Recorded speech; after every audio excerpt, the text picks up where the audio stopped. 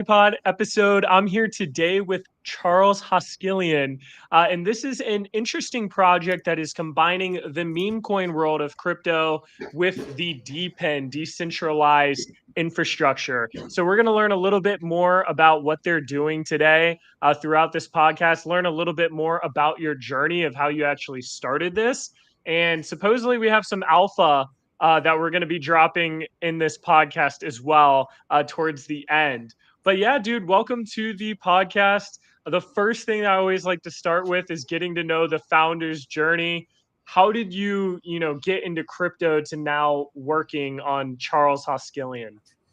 Yeah. So first of all, hey, thank you very much for responding and getting us, allowing us to be on here. First of all, it's great to be here, and thanks for the audience. So my journey to Web3 started around 2018. I was having dinner with my wife, my brother. It was like a New Year's like holiday type dinner at a nice restaurant in town, and he started bringing up. He's like, "So what do you think about crypto?" And I'm like, "Man, gonna mess around with it. Maybe I thought about it." He's like, "Well, you should try to get into some things. Here's the ones you want to look into. You got Cardano and you got XRP. You got XLM." He was telling me about those and various others. So I kind of dabbled in here and there. But I did a lot of research and I found out that Cardano is really what like fit my narrative. As far as even to the point of my political views, I'm not getting political. That's nobody's business but my own. But it even aligned with a lot of my political views on how things should be run as a society, right? And so I was like, yeah, this is, the decentralization and how all that stuff. So, anyways, so I decided to kind of go into Cardano and bought it 18 cents, like 2019, 2018, around that time or earlier, when he was talking about it. And I was like, holy cow, this is so cool. It got up to like 24, 25 cents. And I'm like, oh God, this is great. I've never traded before, And I'm like, so I sold out everything. And then it just kept on going wild. And I was like, man, I'm afraid to buy back in, but I just had fun. I made my profit, did good. And so I got the bug, you know what I mean? It's like even if like you don't hit like if you don't sell the highs but you still make a profit and you can see that potential, that's when you really get bit by the Web3 bug, I think. you know. And so yeah, kind of how that started. Yeah, dude. I mean, that Web3 bug too. It's funny that you brought that up. I don't know if you've ever connected with Travis from the JPEG store and comment team.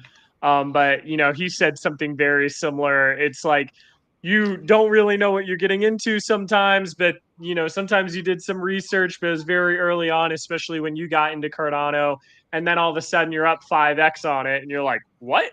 Like, what is this? And it kind of hooks you in, gets you interested. I think a lot of people actually get into crypto from wanting and desiring gains or hearing people make money on some sort of meme coin. And then a percentage of people end up learning more about it, identifying with the decentralization aspect or the other cool things in crypto and, having a bigger role in it. But dude, okay, so that's how you got into crypto. How did you end up starting your own project? And when did that sort of transition happen from investor, believer to now founder? Yeah, great storyline with all this. So I've been involved in a lot of rug pulls. I've been involved in a lot of great sounding projects, good starts, and then all of a sudden, like, poof, gone, and that's frustrating. Because you put a little bit of your money in there, and you're not promised a return. We all know that, but you hope for it. And so you get a point where you're just kind of like, I'm tired of this. Like, I want to do something to make a difference. I want to provide a safe avenue, something valuable, and that's going to be able to be long lasting. So I'm just racking my brain for years. I'm like, well, is doing this, and there's a lot of people doing this, and I'm like, what can I do that's different? Like, I just couldn't land it for a long time, so I just played the game like everybody else. I just paid attention, learned, got in communities, talked to people, just listen to other ideas and what successes and failures. And then I got involved with World Mobile. I met the World Mobile like long ago when they first launched, and I was really happy with it. I love what they do. I have a bachelor's degree in international business with a minor of African studies. So when I find out what they're doing in Africa, I'm like, Sign me up. The perfect uh, match for you. Yeah. oh, of course. I'm on a board for two orphanages in Kenya, as well. So I actually travel to Africa. So it's like a match made in heaven for me. And so I became an ambassador January of 24, and I've been rocking it ever since. And I sure as heck started embassing away. I tell you. Somehow landed on Charles Hoskinson's Blackhawk, going to Western North Carolina, installing air nodes throughout the Hurricane Helene efforts with World Mobile Team. I sent out a Twitter message. I'm like, hey, we got to do something. Like, I know you guys had the technology. Like, let's do something. And they responded. And then they're like, hey, do you think we need a helicopter? I'm like, well, yeah, but the roads are closed. Like 2 days later, like I'm on like Charles Hoskinson's Blackhawk, flying through the mountains of North Carolina, uh, providing communications and like helping save people. And uh, when you're presented at a crossroad or something like this, like you gotta do something. You can't just chalk some of these experiences up as like, yeah, this is great, it's a great opportunity, it's a great experience. You learn something and you want to do something more with what you just learned. And that's what I did. So I was like, I got to make this a token. Like, this is a sharing economy. Like, it's Web3. I'm able to do what I need to do to push this even further out. I just experienced my first AirNode sale with World Mobile, and it sold out within like 5 minutes. And I was like, holy cow, this is incredible. And you started to get, you can see your earnings on your dashboard like immediately. So I was like, the power of this is wild, and it's based on a real paying customer behind the node. Like, there's paying people to use the blockchain. And I'm like, and you're providing internet for people that never had it. So now this internet, this connectivity becomes a necessity in their life. And you're being a part of that. You're being a part of that growth in that society. And so I said, let's go. I'm going to do something about it. So I was thinking and I was looking around. I'm like, you know what? Like, I love Charles Hoskinson. I love what he's doing. He's got his moments, but whatever, we still love him. And I was like, he went to SpaceX. I'm kind of into aliens, not like crazy, you know what I mean? But I do like aliens. Hmm. It's kind of funny. I don't believe in them necessarily, but it's a cool storyline and all that. But so I wanted to do something with it. Well, he went to SpaceX, and they're like, nobody really did any cool memes with him going to SpaceX. So I was like, all right, I'm gonna make him a doppelganger because he went to SpaceX. Nobody really knows what happened there. You know what I mean? So I made a little story with it. So that's like the lore behind it. And then I was like, but I'm also very serious. I'm into DEPIN, into World Mobile. And I'm like, so like I'm a DGen, but I'm also serious. So like, how can I bridge these mindsets, right? And so I was like, you know what? I'm gonna create a meme pin. I like to play on words. Yeah, it's my whole family. I got 3 kids, a wife. Been married 11 years, and it's like I love playing on words. It's a dad joke thing. I'm a dad. I guess dads will get it. Hmm. And so I came up with meme pin. Backing DPIN or backing the meme coin with the DPIN models. I'm World I Mobile like it. I Ambassador. like the name. Yeah, yeah. So yeah, man. So yeah, that's kind of what's birthed this whole meme pin idea and the token of Hoskilien. So That's awesome. And you know what? I'm actually from North Carolina. And I've been, yeah, like I've been up. I'm in Vietnam now, but I had gone up to, Chimney Rock area and did some hikes up there. A lot of the areas and towns that got flooded and destroyed, like I had been in before. So it was pretty cool. I mean, how was it like in a quick answer? Like, how was the experience just flying around? Like, was this just like the most surreal I mean, moment for you? yeah, I grew up in the Boy Scouts in North Carolina mountains. I'm from an area called Hickory, North Carolina. My dad lived in Boone. He worked at Appalachian State Oh shit, University. no way. Yeah, yeah. Okay. And so I've hiked like all the mountains. So I know the terrain. So like we're flying over the mountains, like to get into the mountains. Like we flew out of Lincolnton, if you know where that's at, and It sounds it's super right out of familiar, yeah. Gastonia, right out of Gastonia. Okay, yeah, yeah, yeah. Yeah, So and near Charlotte.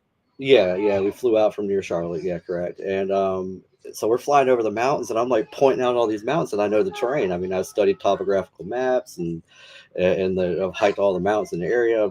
Well versed, been like 30 years of my life up there.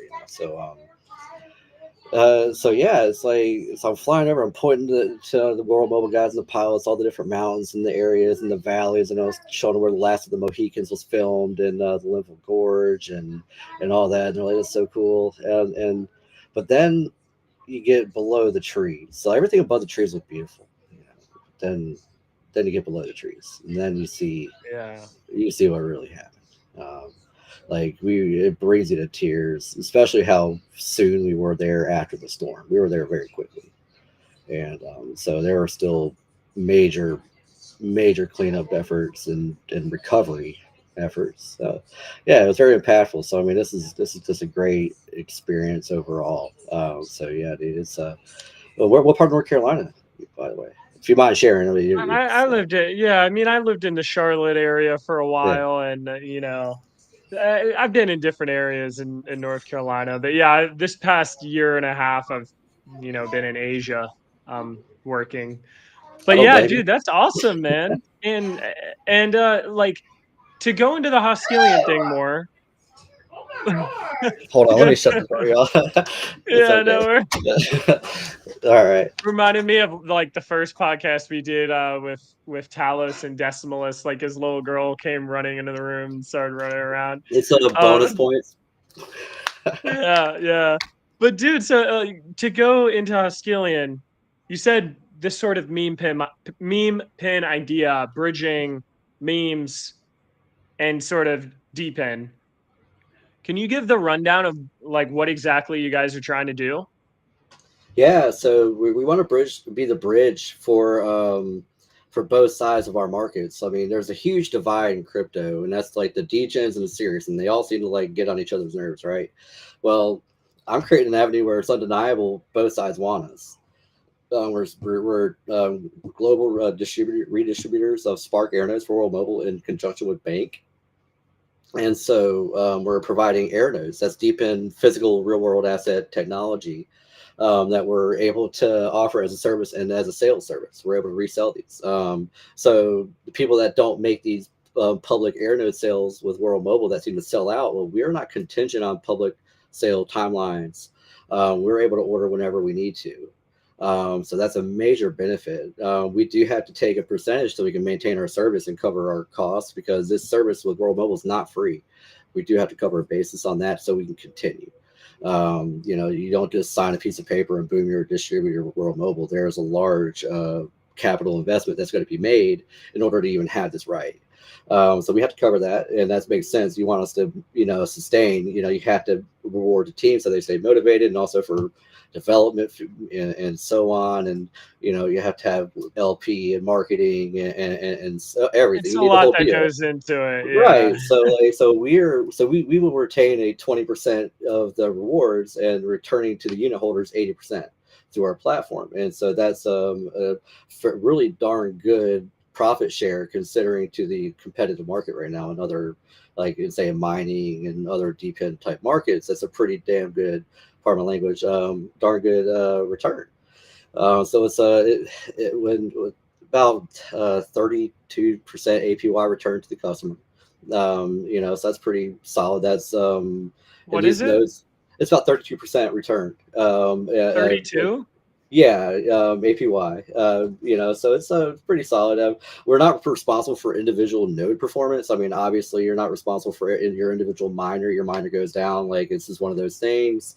But these nodes are insured. Real world assets are in people's homes and businesses, and they have actual insurance behind them. So in the case of any kind of failure or damages, they're replaced.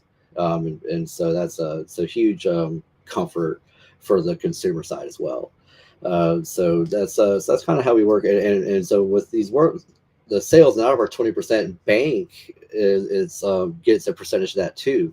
So it's a win-win situation for all parties involved. So that way we can create a long-lasting, very healthy relationship. So yeah, there's a what's up bank. I see you guys in there. So yeah, that's what it's all about is cohesion. There's a lot of division in our markets right now. Which is competitive. We need that, right? We need that edge. It's like what? It's like you want to be up here, get up here. Then you know what I mean. So like it's those competition you needed. So a lot of people might construe it as like whatever, but it's all fun, right?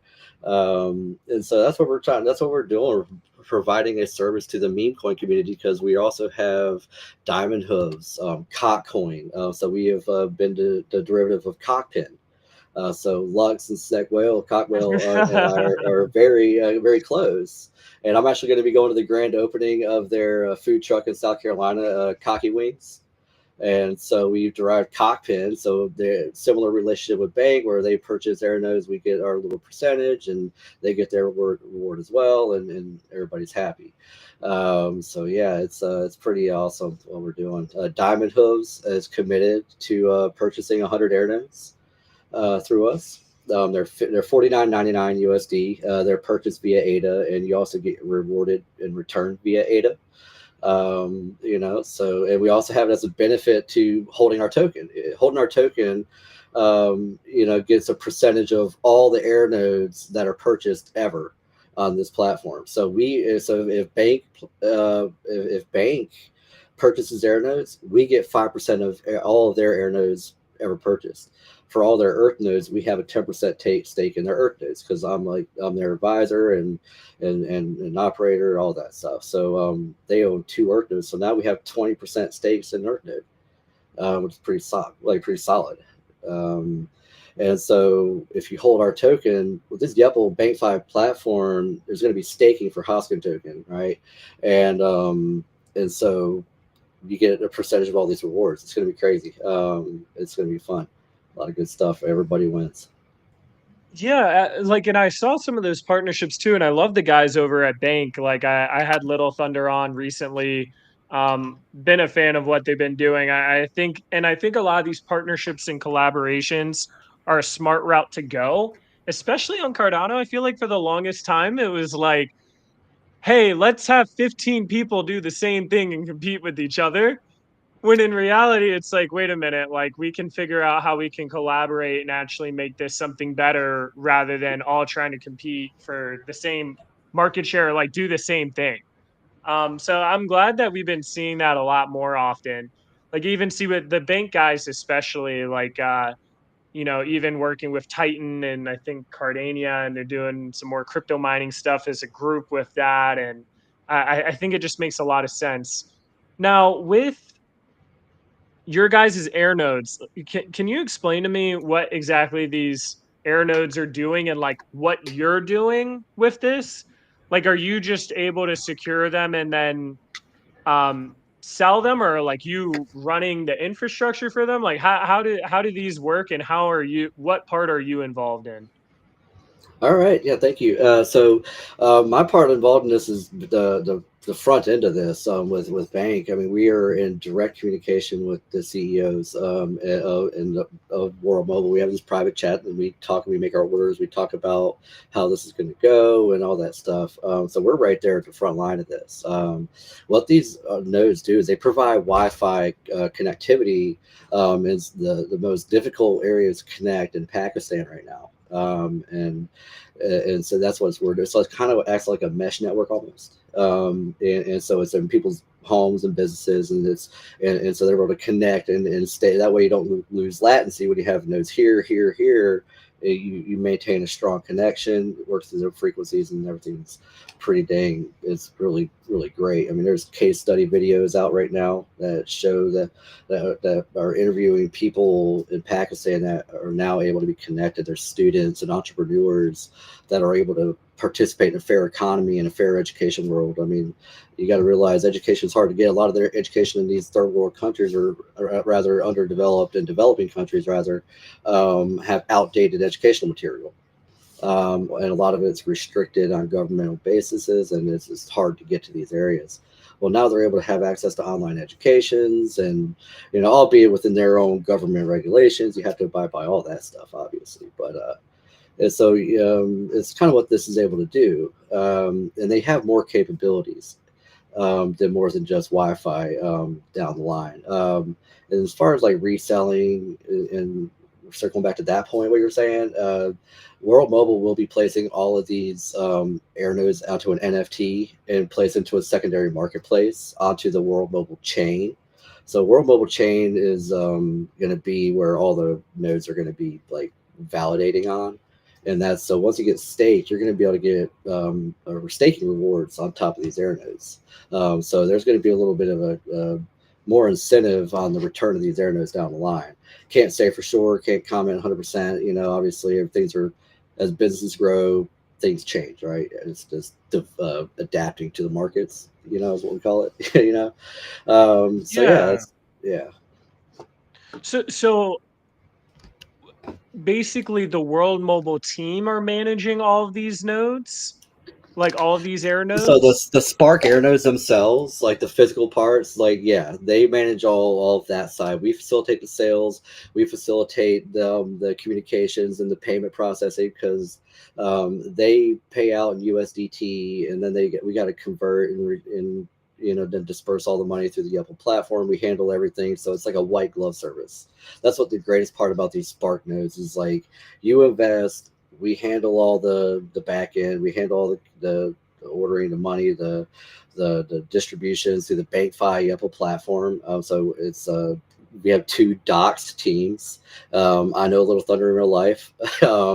I drove to his office and he bought an Earth node right on the spot. and after and I'm like, holy cow! And so I met Esther Crispy there as well, and we went and got some lunch. It was a great little time. And so my name is Adam Cassio. By the way, I'm doxed. Like I said, I know nothing to hide there. I'm an NDA World Mobile Official Ambassador, you know. So when you have two teams that are collaborating together that are so open and docs as we are, that's another huge layer of security for what you guys are investing in. Because we want to be the best stewards to our investors as possible. We want to be transparent, want to be open. We're available for whatever questions and concerns because we're here to help our whole entire ecosystem out beyond just Cardano. I'm talking like Web3 as a whole. So I've been learning so much more about World Mobile Token recently because I had the conversation with Bank a little bit about what, you know, some of their investments in it.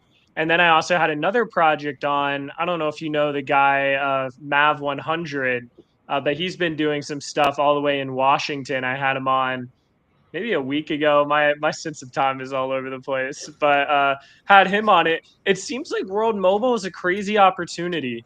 I don't know if I'm mistaken, but I think I saw that they had made over $700 million or something. yeah, they reported the rouse revenue the other day. Yeah, they reported that the other day. So 700 million euros in annual revenue in the past year is insane. Because I feel like in the crypto space, we have a lot of projects. But a lot of them aren't like backed by any business that's generating revenue outside of the space. So it's kind of insane to see like they're solving a real problem and actually generating real revenue. And what they're doing is they're just having a portion of that revenue go back to the people that bought these nodes, essentially. And yeah, like it's been absolutely. around 32%. Yep, that's what we offer on these Spark nodes. Yeah, there's all kinds of nodes. I mean, you got Portal nodes, Link nodes, Apex nodes, Titan nodes. Then you have the Earth nodes, and then whoever else, whatever nodes are coming in the future, you know, as well. So you can kind of pick your poison with World Mobile to a point too. I mean, you have people in World Mobile that all they want to do is Earth nodes. They're Earth node centric. You know, that's all they care about. And then you got people that's all they care about is air nodes, you know, and that's their focus is just air nodes. And so that's the joy of World Mobile as well. It's like you don't have to get into everything to get your piece of the return of the sharing economy.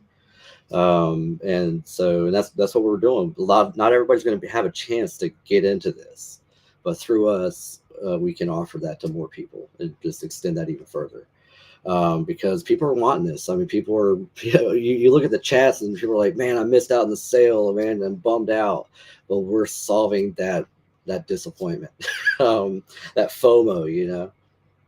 So right now, usually the way their sale works is they'll have a limited supply and they've been selling out pretty quickly and they've been capping it. And if you didn't get in, you didn't get in because they don't even have the NFT ownership yet, or like No, it's you just FIFO, basically have first to in, wait first until it out. opens up again. Yeah. Yeah, until the secondary market opens. Yeah, correct. But yeah, right now it's FIFO, first in, first out. And this is kind of how it is. It's decentralized market, open market, you know?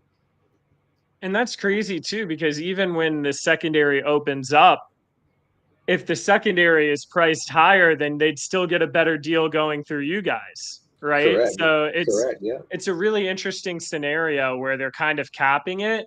I think it makes sense for them to cap it too, because they're sort of keeping the return on their nodes at a certain level. Because if you just had unlimited buys right now, they'd be splitting the revenue between everyone. Now all of a sudden the revenue drops to 5%, 3%. It's like not even worth it to people.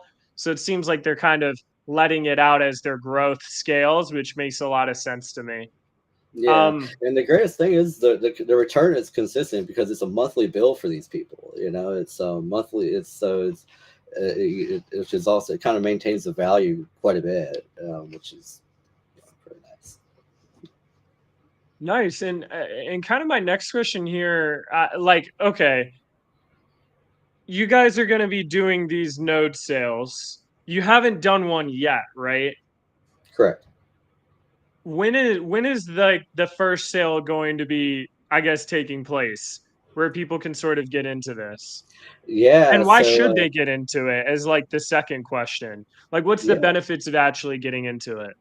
All right. So this is alpha. All right. I guess we're gonna have to leak the cat out of this bag, aren't we? So we will be having a pre-sale for these air nodes through the dashboard on May the 8th, the 9th, and the 10th. So that is official, confirmed this morning with the bank team, and so yeah, that's when we're going to be able to participate in our first sale.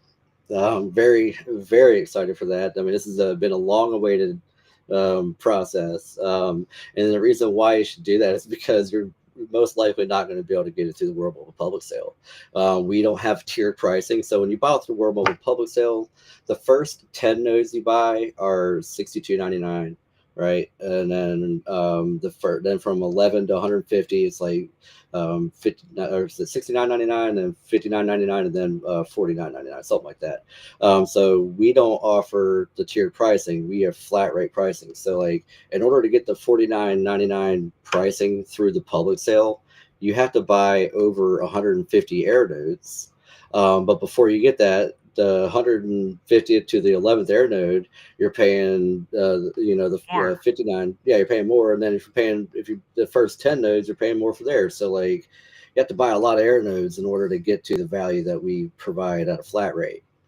So that's the biggest benefit to purchase to us, is that we offer the 49.99 flat rate. We do take our 20%, you get the 80%, and that's this pretty simple process. I mean, it's we want it as easy and as transparent as possible. You know, a lot of times you get involved in stuff and you're like, okay, like, what am I doing? It's, in a sense, plug and play. So Is it and are you going to be able to sell an unlimited amount for those 3 days, or is there a cap? there's not really a cap. So there is a lead time on our nodes. So we get our invoice. So the process works. We get the note order, right, and then we provide an invoice. We go to World Mobile. Tell them how many nodes that we need. They'll send an invoice. We fulfill the payment of the invoice, and then the nodes are delivered. And so there is a little bit of lead time. It's It could be a couple weeks sometimes. It just depends on the amount of nodes, right? So like, if we are, but like I said, we don't have a cap though. You know what I mean? So like, we can put in a large order, and World Mobile will give us like a timeline of when they should be expected, and because so that's the kind of the process. We make sure that you don't have to worry about anything on that end. You just place your order. We'll let you know, hey, here's your receipt, here's confirmation. You're going to get your receipt as an NFT in your wallet, and so that way you'll have your ownership. That way, when you log into the bank Yepple platform through the Hoskilien dashboard, you'll have access to your nodes, right? So that's kind of how that's Mm. going to work out. Okay, so like they would get the NFT, and then every month whenever those payouts get sent, it would come to you guys, and then you would be paying out to the NFTs that are on the bank dashboard. Yep, correct. So through the overall dashboard, the Bank Hoskin World Mobile dashboard, it's going to have like all the nodes, right? But the dashboard is going to say it's going to be like a profit distribution. So based on X amount of, nodes that you own, here's your percentage of ownership. So it's going to kind of just branch off and pay based on of your holdings in that wallet. That's how it's going to determine your, and it's going to have snapshots. So that's how it's going to determine your distributions.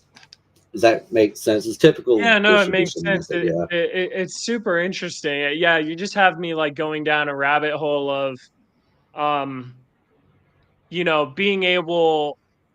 Because I could even see projects with treasuries that are looking to diversify and not wanting to go the crypto mining route or something like that. This potentially being a better route because you can sell the NFT whenever you want and it'll probably retain your original investment or maybe even be slightly higher. And then you're getting the yield on it and you don't have to, and it's completely passive and you don't have to do anything. And that yield is a lot higher than crypto mining right now. I think I guess like with crypto mining, you're getting Bitcoin and shit, but the yield on crypto mining has gone down a lot more. Whereas like World Mobile could potentially even have more growth aspect too. It's really interesting. I've been talking so much about World Mobile stuff recently on these podcasts, and I've never invested in it. But I think like Hey, what you it's a guys good are doing time. is super interesting. Yeah. Yeah, Not because I FA. think NFA I is don't good think there's time. a lot of people talking about this yet either. To be honest, like I think it's still pretty early for World Mobile. And I do think they're solving a big problem. So like from your side, just the downsides of this, from your perspective, what do you think are the risk of investing in, air nodes or world mobile in general? Like what, because like on your side, this is a big part of your business and what you're doing. So obviously you believe in it a lot. But what are some of the things that people need to be aware of that could potentially be concerns?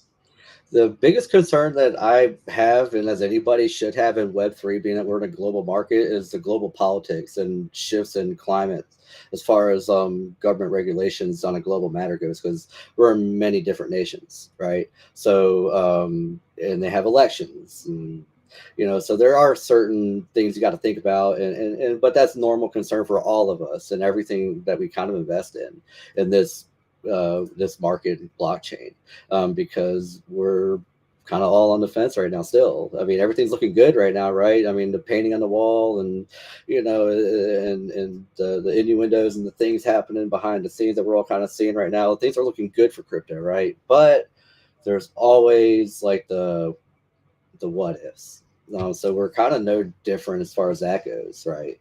But the fact that we're providing essential communications, and that these governments have been having a hard time getting, they're wanting this, and I think it's a bipartisan belief in technology, and so I believe that, on the greater good, I think that's going to be a long lasting technology, because it's not like, we're not providing financial services. We're not providing this outlandish new thought. We're just creating, expanding communications in a different form of technology, and a new technology.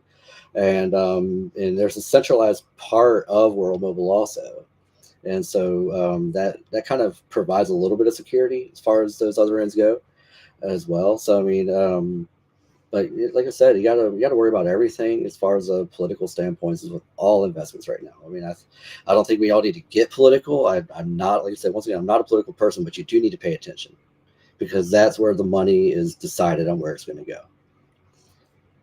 Same with technology. Yeah, Yeah. 100%. It makes a lot of sense, and it's interesting. On the other podcast I had, America right now with telecommunications is kind of like an oligarchy, right? You just have a few major companies control everything: AT&T, Verizon, T-Mobile slash Sprint. You have like these companies that have a ton of control on what's going on. And it's interesting because I'm in Vietnam and I know it's a totally different economy, right? But I can get unlimited data, phone and call for like $10 a month. And in America, you're spending like $120 a month. So it's kind of insane. Like they probably need the same exact infrastructure. They're just able to charge, 12 times, 15 times, 20 times as much in America because they can. So it's interesting to see how World Mobile is creating a way for the average person to be able to get involved and provide these services and be able to make a revenue from it while having a company be able to, essentially make the tech and decentralize this for people. And so I find that super interesting. And I'm also curious. You said a lot of these air nodes are in Pakistan right now. Is World Mobile, like, are most governments like accepting World Mobile coming in? Because I know for some things like Starlink, there are countries that are like, no, you are not allowed to be in our country. Do you feel like World Mobile has been having like an easier time integrating into countries and getting approval? That is a great question. I don't feel like confident enough to like answer that entirely, but Yeah. it's based on my view. There are challenges. I mean, there's a lot of regulation that needs to go on, regardless whether it's decentralized or not, because there's laws and there's that communications laws, there's radio frequency band laws, airspace laws that need to be considered and negotiated. So it's not an easy process. And I would imagine that World Mobile does have a lot of barriers because they don't have the Starlink Elon Musk name, right? Um, and so I'd imagine it is kind of difficult. But the fact that we've gained the rights in the United States, and we have Zanzibar, Mozambique as well in Africa. Now Pakistan, there's a company in the Philippines called Ditto, and they have like 13 million customers, and they just are getting ready to get onboarded in the World Mobile chain. So that's like that's a huge amount of customers that are getting ready onboarded. Um, and now we just had another. We got invited into Argentina recently, so we're having like a test pilot down in Argentina coming up with World Mobile, and so being that we have some notable nations that are openly accepting us, primarily the United States, in my mind, that's a I mean, huge, that's a huge one. That's a huge yeah, one to get. huge, That's like and the one you want. yeah, exactly, and it's getting stronger here. I mean, we are World Mobile is now a part of the Wi-Fi Alliance.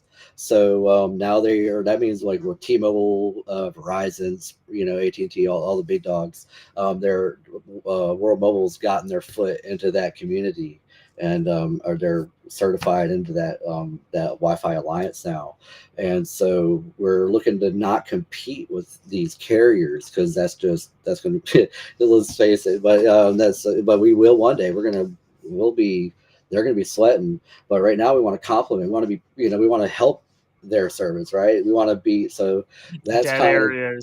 Yeah. right. So like the areas where them building the infrastructure isn't Is it necessarily cost worth the efficient? capital Yeah. investment for the amount of users. I mean, businesses like that, they want like a 3 year, 5 year ROI, at best on their capital. It's like the big. That's why they mark everything up so much over there in that world.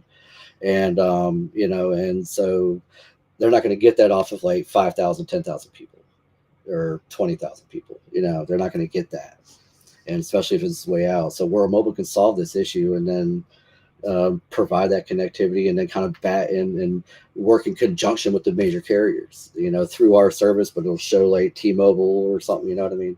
So that's the goal. And that's what there's a program coming up called the Hex Guardian that, which is like World Mobile airspace. We're looking, banking us, we're looking to get involved in that too.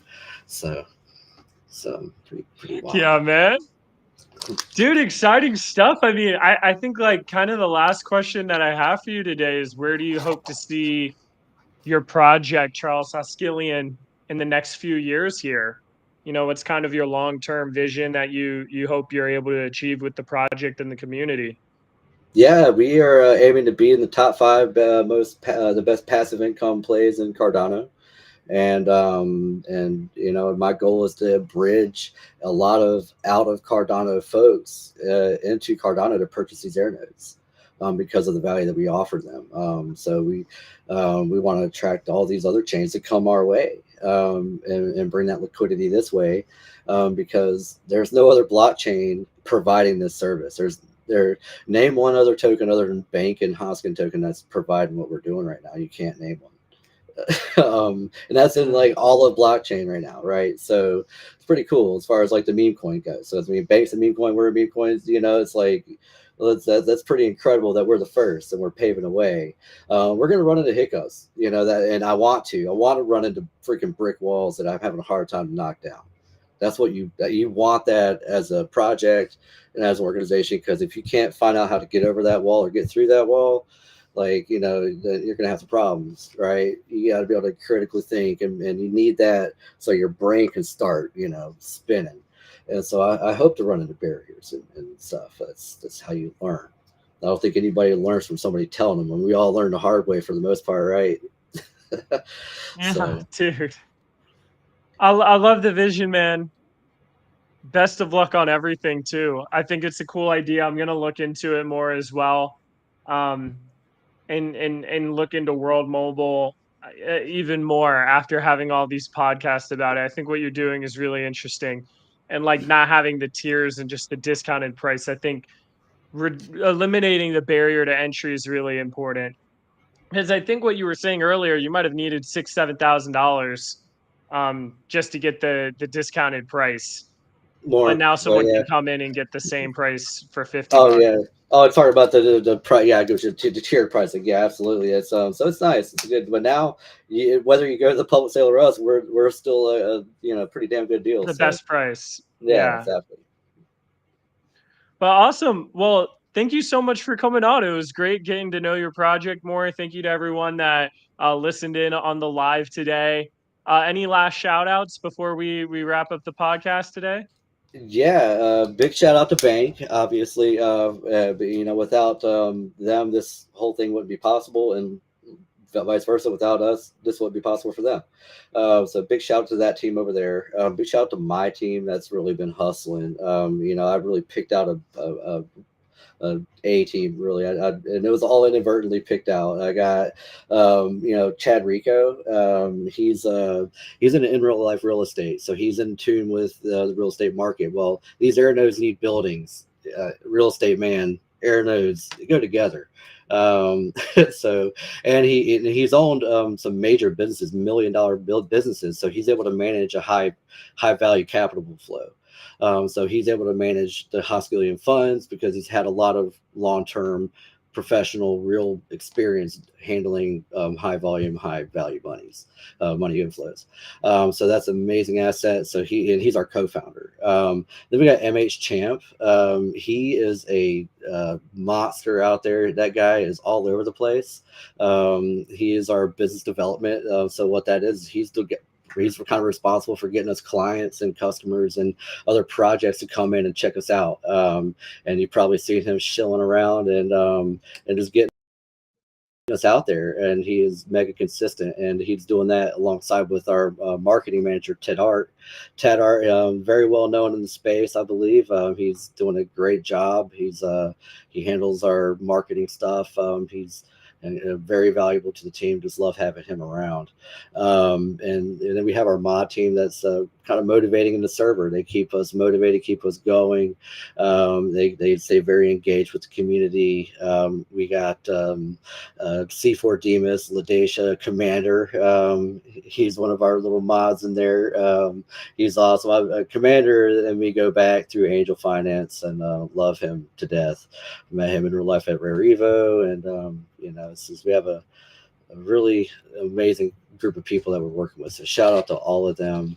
And shout out to World Mobile for making this all possible. The Blackhawk, and this whole adventure. I mean, I could talk about the Blackhawk adventure for days. I got all kinds of pictures of me riding in the Blackhawk, and if we got time, I'll tell a couple stories about it. If you got a little time, I don't know when you're trying to Yeah, bounce. yeah, maybe one story on it. I think would be cool because I was interested in it, and then we can wrap it up. Yeah, All right. So we were flying to bring an air note to this sheriff's house. His has a newborn child, wife's at home, no power, no internet, no TV. He's been living at the station for 2 weeks, so he has no way to check up on her.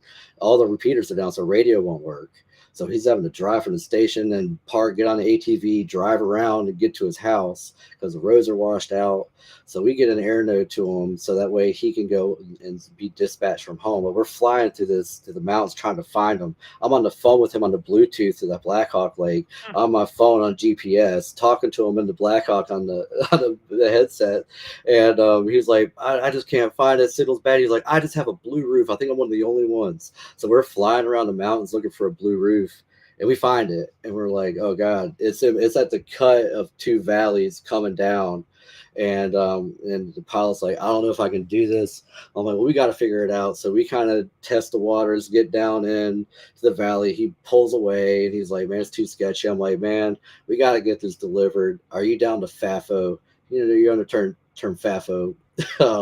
F around, find Yeah. out. He's like, yeah, F around, find out. Copy that. So the pilot comes into the valley kind of at an angle, like extends the lowering leg of and then like evens it out. It was so close to the mountainside over here where I could like reach up and grab the blade.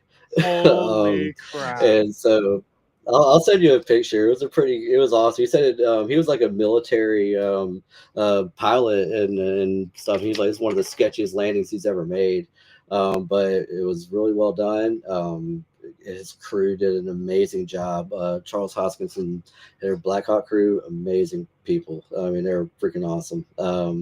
And yeah, we got that delivered to the house. I'll send you some pictures Dude, so you of guys that risked event. Yeah. everybody's life for for these one notes. Oh my god. Uh, But and Charles yeah, is in the it was. Blackhawk as well? Or no?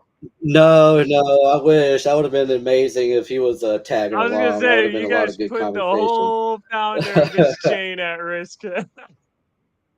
Yeah. No, I wouldn't ever put his life at risk. He'll do that himself. Yeah. What is he climbing Mount Everest right now or something? I don't know. But anyways, but yeah, I think that was a pretty awesome story. And we, you know, that little boy, his son was able to get onto the Black Hawk and look at it, and we landed into a cow farm, literally a pasture, Oh my on god. on the mountainside. Dude, that is So yeah, that epic. was pretty Well, I'm glad you lived to tell the tale. right. So, Dude, all what a right, well, story. Jason. I really had a great conversation. I didn't feel like this was like an interview. It was more like a conversation. I felt it was real smooth. So thank you for your time and your efforts for our space. Doing these spaces can be exhausting, I'm sure. Dude, So, it's at least it's always cool meeting people and hearing from other founders and their journeys. Yeah, I learn something new every time. So yeah. The only issue is like 11 p.m. at night in Vietnam. So, I'm like having these like pretty late at night most of the time. But yeah, dude, loved having you on. Thank you to everyone that joined in today. Sale is the 5th, 6th, 7th, or 6th, 7th, 8th of May. the eighth, the eighth, the ninth, and 8th, the 9th, 10th. and 10th. Okay. I got one of the Yep. So days. yeah, Thursday, Friday, Saturday, the May 8th, May 9th, and May 10th. Yeah. Awesome. So Well, good luck on the sale. Thank you, everyone, once again, and we will catch y'all later.